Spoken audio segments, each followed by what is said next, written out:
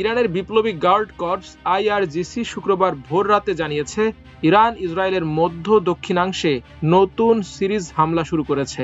নতুন এই হামলার ওয়েভে মধ্যপ্রাচ্যে বিভিন্ন মার্কিন স্থাপনাও অন্তর্ভুক্ত রয়েছে।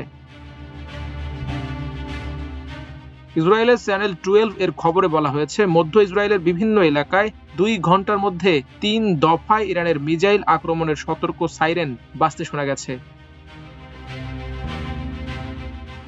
এদিকে কাস্পিয়ান সাগরে ইরানের নৌবাহিনীকে লক্ষ্য করে হামলা চালিয়েছে ইসরায়েল। যুদ্ধ শুরুর পর সাগরটিতে থাকা ইরানের নৌবাহিনীকে লক্ষ্য করে প্রথমবারের মতো হামলা চালালো ইসরায়েল। বৃহস্পতিবার ইসরায়েলের সামরিক বাহিনীর মুখপাত্র লেফটেন্যান্ট কর্নেল নাদাভ সোনানি সাংবাদিকদের একথা জানান।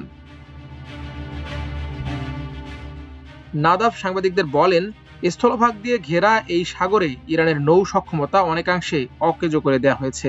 ইসরায়েলি বিমান বাহিনী সেখানে কয়েক ডজন লক্ষ্যবস্তুতে আঘাত এনেছে।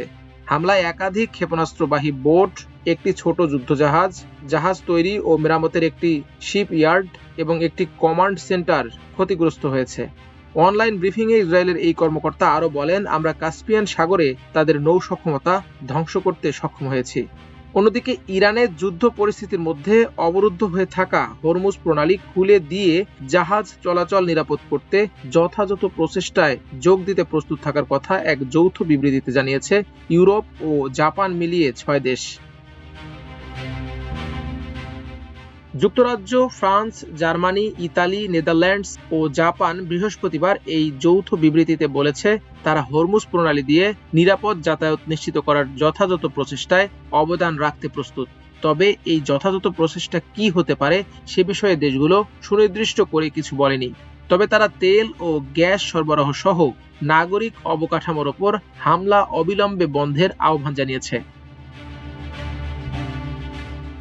এদিকে টানা 20 দিন ধরে চলা যুক্তরাষ্ট্র ও ইসরায়েলি বিমান হামলার ফলে ইরানের ইউরেনিয়াম সমৃদ্ধকরণ বা ব্যালিস্টিক ক্ষেপণাস্ত্র তৈরির আর কোনো সক্ষমতা নেই বলে দাবি করেছেন ইসরায়েলের প্রধানমন্ত্রী বেনিয়ামিন নেতানিয়াহু। বৃহস্পতিবার এক সংবাদ সম্মেলনে তিনি একথা বলেন। নেতানিয়াহু বলেন, আমরা বিজয়ী হচ্ছি আর ইরান ধ্বংস হয়ে যাচ্ছে।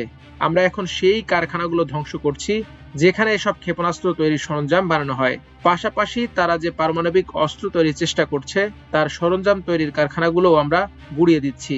তবে ইরান যে ইউরেনিয়াম সমৃদ্ধ করার সক্ষমতা হারিয়েছে এমন দাবির পক্ষে কোনো প্রমাণ দিতে পারেননি নেতানিয়াহু। মাল্টিমিডিয়া ডেস্ক, আমার দেশ।